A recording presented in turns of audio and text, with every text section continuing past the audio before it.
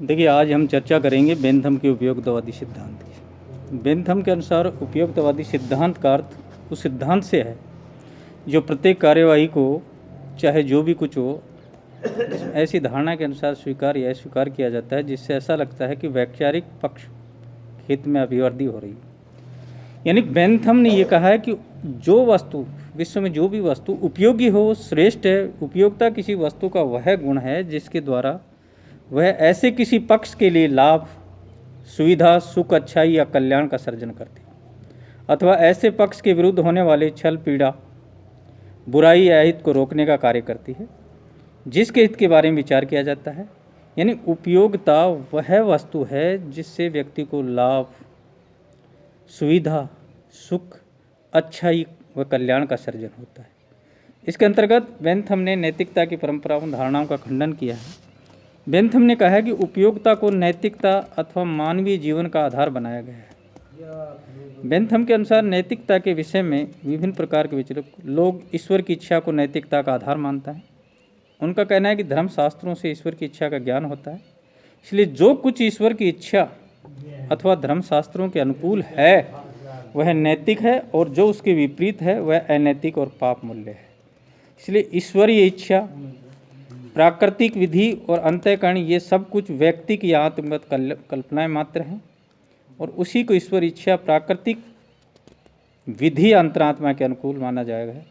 ईश्वरीय इच्छा, प्राकृतिक विधि या अंतरात्मा के संबंध को नैतिकता इन्हीं धारणाओं के अंतर एक सुखवादी में विश्वास करता है।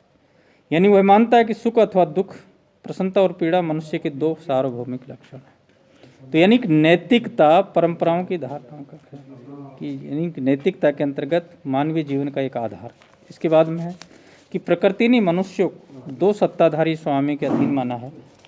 इसके अंतर्गत बेंथम की तरफ प्रकृति ने मनुष्य को आनंद और पीड़ा दो सर्वोच्च प्रभुओं के शासन में रखा गया है। प्रकृति ने मानव समाज को दो सर्वाधिकार संपन्न स्वामियों, सुख और दुख के आधिपत्य में रखा है।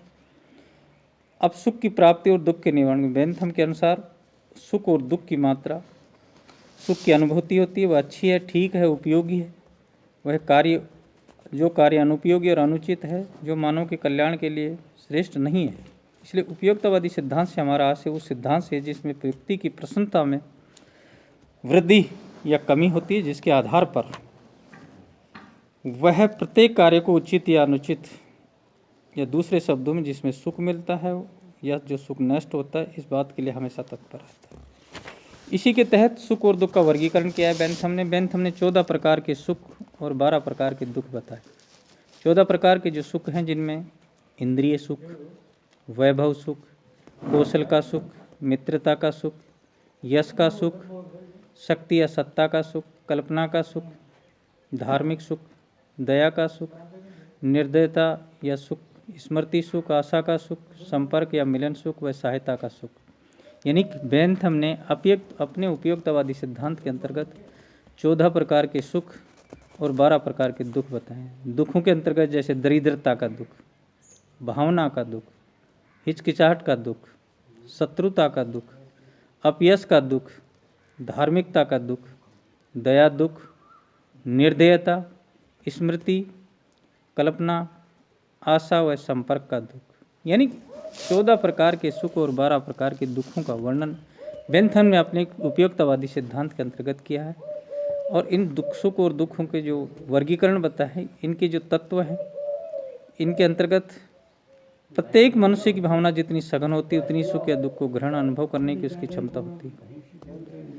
इसमें 32 तत्व हैं: स्वास्थ्य, शक्ति, कठोरता, कमजोरी, मन की चंचलता, मनोवर्ती, अनुभव ग्रहण करने की शक्ति, नैतिक पक्षपात, धार्मिक पक्षपात, लिंग, शिक्षा, जलवायु, वंश इत्यादि।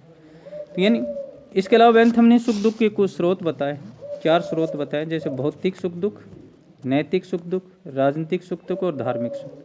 देखिए, प्रकृति से प्राप्त होने वाले सुख भौतिक सुख कहलाते हैं। जब कोई सुख या दुख नैतिक दृष्टि से अच्छा बुरा करने पर होता है उसे नैतिक सुख दुख कहते हैं। जब कोई सुख या दुख राज्य के संपर्क अथवा कानून के कारण मिलता है तो वह राजनीतिक सुख दुख कहलाता है। धार्मिक मान्यताओं के आधार पर या उनके विरुद्ध काम करने पर जो सुख दुख मिलता है उसका स्रोत धर्म होता है। ऐसे सुख दुख के इन 4 स्रोतों को उदाहरण दिए हैं।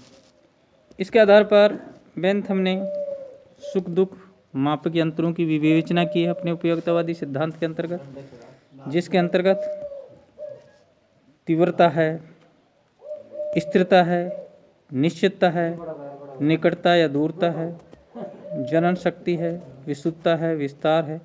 तो ये जो सुख दुख के कुछ मापक यंत्र बताए हैं। इसके अंतर्गत अधिकतम व्यक्तियों का अधिकतम सुख, यानी राज्य के आदेशों का पालन इसलिए होता है कि वह उपयोगी है, इसलिए नहीं होता है कि वह अनुपयोगी है। इसलिए राज्य के नियमों के अनुसार आज्ञा पालन होने वाले लाभ के दुष्परिणाम अधिक हैं। कानून का ध्येय अधिकतम व्यक्तियों का अधिकतम। बेंथम के अनुसार शासन और कानून की उत्पत्ति और अस्तित्व उसकी सामान्य उपयोगिताओं पर निर्भर करता है। उनका पालन भी लोग इसलिए करते हैं कि वो उपयोगी है, और इस निष्कर्ष पर कानून निर्माण भी उपयोगिता के सिद्धांत के अनुकूल होना चाहिए।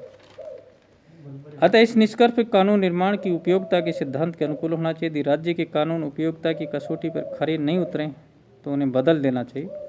अच्छा कानून वही है जिससे अधिकतम व्यक्तियों की अधिकतम भलाई होती है। ये थे बेंथम के उपयोगितावादी सिद्धांत के कुछ महत्वपूर्ण बिंदुओं का जिनकी हमने आपको चर्चा की है। और इसके बाद में इसके जो निष्कर्ष निकल के आते हैं उपयोगितावादी सिद्धांत के अंतर्गत, जिसमें सुख ही एकमात्र इच्छित वस्तु है। यानी बेंथम के उपयोगितावादी सिद्धांत की मनुष्य के लिए सुख एक ऐसी अच्छी और इच्छित वस्तु है। धन लालुपता, पद प्राप्त करना, स्वास्थ्य, यहाँ तक सद्गुण भी मानव जीवन में द्वितीय स्थान पर आते हैं। मनुष्य का अंतिम उद्देश्य और सुख, हर इंसान का एक मुख्य उद्देश्य होता है कि उसको सुखों की प्राप्ति हो, उसके जीवन में हमेशा सुख रहे, वो कभी दुखों की कल्पना भी नहीं करना चाहता है। तो सुखवादी वस्तु मानव के जीवन की एक इच्छित वस्तु है, जो हर व्यक्ति की एक कल्पना है कि वो अपने जीवन में सुखी रहे। सुख दुख का गणितीय मापन, सुख और दुखों को तुलनात्मक आधार पर मापा जा सकता है। सुख दुख मापने की पद्धति को सुखवादी मापन पद्धति के नाम से। सुख का आलिंगन और दुख का, हर व्यक्ति सुखों को ग्रहण करना चाहता है और दुखों से दूर भागना चाहता है। ये व्यक्ति के एक जीवन का अंतिम सत्य है कि हर कोई व्यक्ति नहीं चाहता है कि वह दुखी जीवन व्यतीत करे। दुख का हमेशा बहिष्कार करना चाहता है और सुख को हमेशा वह ग्रहण करना चाहता है। सार्वभौम सिद्धांत, इस सिद्धांत के अनुसार मनुष्य समस्त चाहे व्यापारियों के मामले में हो, चाहे तपस्वियों के जीवन में होते हैं, तपस्वियों को जिस रूप में सुख की अनुभूति होती है वह सुख का ही विकृत रूप है। क्योंकि तपस्या भौतिक सुख भले ही नहीं दे, परंतु उसका परिणाम तपस्वियों के लिए सुख दुख की द्योतक है और आध्यात्मिक है। राज्य का उद्देश्य अधिकतम व्यक्तियों का अधिकतम सुख है। बेंथम की सबसे महत्वपूर्ण धारणा है कि राज्य को एक ऐसा समूह समझता है जिसमें मनुष्य ने अपने सुख दुख वर्दी के लिए संगठित किया है। राज्य की आज्ञा का पालन इसलिए करते हैं कि उसमें लाभकारी और उपयोगी। कोई भी सरकार तभी तक कायम रहती है नागरिकों की निष्ठा जब तक कि समाज के सामान्य कानून का मूल्यांकन। बेंथम के उपदेश सबसे अधिक महत्वपूर्ण प्रयोग का कानून का निर्माण संभव है, उसमें अधिकतम लोगों का अधिकतम सुख की कल्पना की गई है। तो ये था बेंथम का उपयोगितावादी सिद्धांत, जिसको आज हमने आपको एमए प्रवेश पॉलिटिकल साइंस फर्स्ट पेपर के अंतर्गत आपको पता है। इसका जो शेष भाग है वो हम कल डिस्कस करेंगे।